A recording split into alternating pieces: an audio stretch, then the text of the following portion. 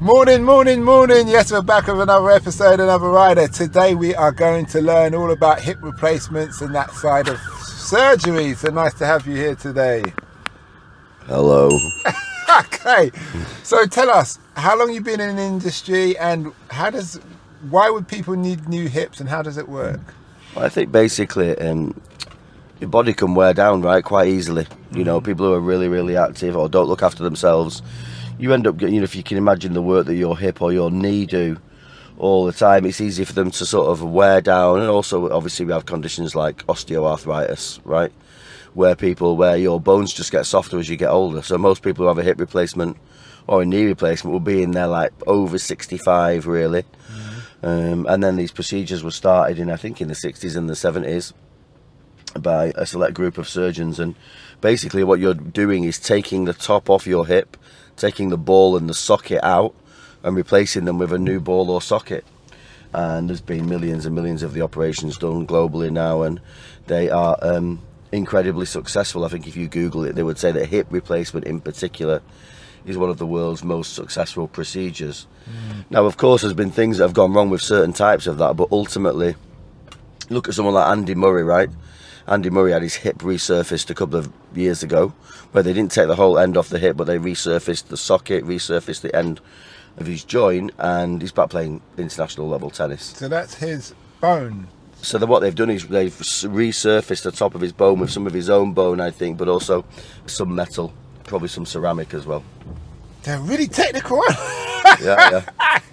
But you said you're back playing the next day kind of thing. What they do now is what they used to do is they'd leave you in hospital, right, in traction for weeks, but all the evidence, all of these procedures are incredibly evidence-based, right? So a surgeon or a doctor won't do anything without an incredible amount of evidence behind it because of the legalities around it, right? So if you start to pop some hips into people that either haven't been tested properly or you're doing it in a method that hasn't been tested properly, you're going to end up in a lot of trouble. So everything is tested effectively. So what they do now is they try to get people moving as quickly as possible. So a mate of mine, actually same age as me, 50, he had his hip done last week. He couldn't come to my 50th birthday party because he was getting his hip done the week before, and he was out of hospital 2 days later wandering around. Now, of course, he's in pain, but they want you to get moving quickly. Yeah, so your body can adjust. Mobility is so important, right? Yeah. Now, hips are really different to knees, right? And the knee's much more complex, much more difficult to get right. So you'll see people who've had an amazing hip knee replacement, but the results for knees are not as good. Because when you're going downstairs, your knees can feel like they're sliding a little bit. And it's quite difficult, particularly if you're big and heavy. There's quite a lot of pressure going through your knee. So the knee is seen as a successful procedure, but not one that is as successful as the hip, because the hip just has a ball locked into a socket. Gravity puts a lot of pressure on it, and it stays in place. Whereas the knee can be a little bit more challenging for different people. I noticed you spoke about bones getting fragile when you get 60. So people who do impact sports, because I understand when you do impact sports, your bones harden. Yeah. So that's a good thing to do then. And they talk a lot about people just walking, right? Just doing enough steps, putting that force down through your joint. I'm not sure if there's any genetics in osteoarthritis, but a lot of people are pretty sedentary, right? So they're pretty sedentary, they don't really move around a lot, they don't put a lot of pressure on the body, and things just get a bit soft and weak, and then you can get some issues with it, right? But then you have the reverse of that, is people who've worked a lot through their life. My mum's someone who's worked non-stop all the way through to like 17. She's got terrible knees and hips, and that's from overwork, really. You know, so I think there's probably a sweet spot in the middle somewhere, but it also depends how you treat your body and what you do with it. What would you recommend as a prevention? I think all people always say is keep moving, right? Just keep moving, keep doing the things that you can do. Walk when you can, use the stairs when you can. I mean, that's what the doctors say, right? Any sort of exercise is good exercise. You know, getting your heart rate beating faster, moving more blood around your body more regularly. You know, all of those things, doing the gardening. Because remember, a lot of these patients are older, right? So what you're saying is, you've got a guy who's 80, he's fairly active, he's got a bad hip. You can either leave him to sit in a wheelchair for a few years with a bad hip, not doing anything, or stick a quick hip in him.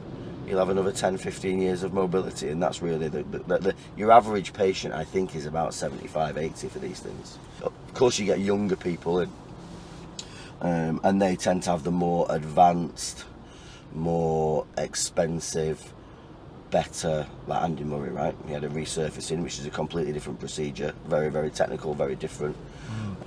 Because, he wants to play professional tennis for the next 10 years. So he gets the more expensive, it's like anything, right? He's going to get the Ferrari, and me and you might get the, 10-year-old Mini Cooper. Because they know what he's going to bring to the table afterwards. Yeah, it's like how active do people want to be, and it's about, the companies also know that, right? You'll have a real basic hip that the NHS might use on most people, and then there's always going to be something that's a little bit better and a little bit different, and that might involve scans of your hip, more scans, building a bespoke implant that's perfect for your socket, those sorts of things. Particularly with knees, people can do that. So you get like one that's specific to you. That being said, how much does a hip range to? Anywhere from, let's say, I don't know. In the UK, I've not worked in the UK for a long time, but I would say they're always around about £1,000. So wait a minute, we have to pay that, or no? So NHS? NHS buys that from the companies. But let's say a country like America. Yeah, you'd be paying. So in America, you're probably paying $2,000 for the implant, maybe a little bit more, but then you're paying for the surgeon and everything, right? So I think in the US, surgeons get paid maybe $20,000 per hip. Thank God for England! Thank God for England and NHS! So the NHS will do I think the numbers are 70,000 hips, 70,000 knees a year in the NHS. I think they're the numbers. It might be 100 now. It was when I was looking at it. It was about 70,000 of each. Regardless of this country's flaws, you gotta love it. Well, mate, you can get fixed, right? You can get fixed for free. Yeah. It's not free, but it is a bit free. Yeah, I hear. Free at point of care. I hear. Okay. The NHS is good at lots of things, right? I mean, now at the moment, what they've done is change the parameters, right? So, if you've got a hip and it's bad and you're a certain age, they're like, oh, do you really want to get it done? Is it right for you? Are you going to make the best of it? There's a lot more questions and a lot more hoops to jump through. But you can still, if you've got a bad hip and you're struggling and you're in pain and you're between 60 and 70, you're going to get it dealt with. Okay. What do you think the future of hips is going to, where's it going to go? It's not my area of expertise anymore, but I think they'll just carry on, They'll probably get cheaper. I don't think you're going to get many more better results than you're getting now. So there's a thing in the UK and in lots of big countries, when these procedures first started becoming more normal, lots of countries set up what's called joint registries. So every single hip and knee that gets put in the UK is tracked, measured, assessed over time, right? So that the manufacturers can claim certain things. So you might say, you've got brilliant performance at 5 years, then 10 years, then 15, then 20. Yes, right? And that gives you a rating. I think it's called an ODEP rating for your implant. So if you're a manufacturer and you've got amazing products and they're getting assessed like that through a joint registry, it allows you to keep them on the market and keep your prices high because they're delivering, right? Some of them have great results at 5 years, some have great results at 10, some have great results at 15, at 20. And some don't have great results and they disappear from the market quite quickly because they're just not delivering for people. And that can be a combination of the materials or design. But it's a really, really controlled, really well controlled area of surgery. What about genetic makeup, as in male, female, race? There are male and female knees, different sizes. Okay. All of that, yeah. There's lots of different sizes that take into account size of skeleton. And we spoke about where I heard on a Joe Rogan interview where you had some issues with the hips. Do you want to just cover that and how just quick, again, just my own knowledge and understanding of it is that a few years ago, some of the companies for younger patients were putting in something called metal on metal hips. So that would be a metal ball socket, metal head of the hip going in and sort of if you like, being in constant contact, right, during the life of that product. But what was discovered over time, not for everyone, but for some people with some versions of that, is the metal ions were going into the blood and causing some damage in and around the hip, but also travelling through the body. So generally now, the majority of hips are not metal on metal. They're a combination of plastic and ceramic and metal, but they don't tend to have You don't tend to have the ball and socket all metal. And when this goes in, when they put any metal in, do they have to bolt into the bone, or they just because they pull it in and then they just flesh holds it together? Imagine this microphone, it's the top of your hip. Yeah. That's your like the ball, and that goes into the socket of your pelvis. What they'll tend to do is just use a massive saw, take all of that off, remove that, go in, grind out the socket with a massive grinder. It's like carpentry, right? And then they'll do is they'll get another version of this, a brand new shiny metal one with some plastic on the top of it, screw it into there, cement it in so it's like a brand new end.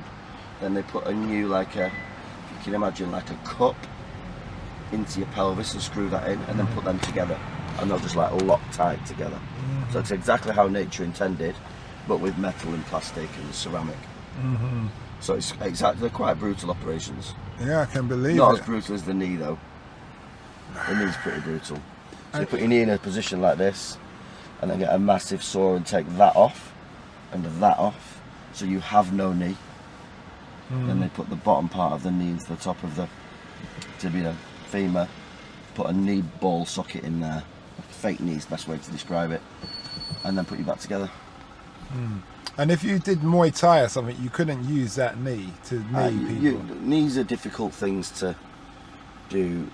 I think they're difficult things to get right. Some people can, right? You could do something with it, but I wouldn't know the answer to that. It depends on the age of the patient, the type of knee they've put in, the extent of the injury, the type of knee. There's some pretty advanced stuff going on now, like I said to you, bespoke knees and things like that. But yeah, it's like I said, I'm not an expert in this area, but this is just stuff I've picked up through my career and being around it a lot. Okay.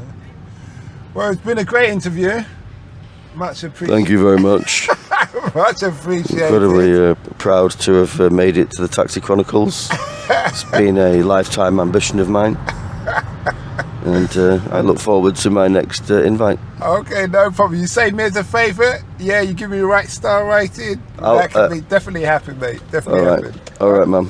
Okay, all right. Thanks a lot. Bye. Bye. We hope that episode enhanced your life. We post an interview every day, as well as vlogging on our social media channel. Don't forget to subscribe to get our latest episode.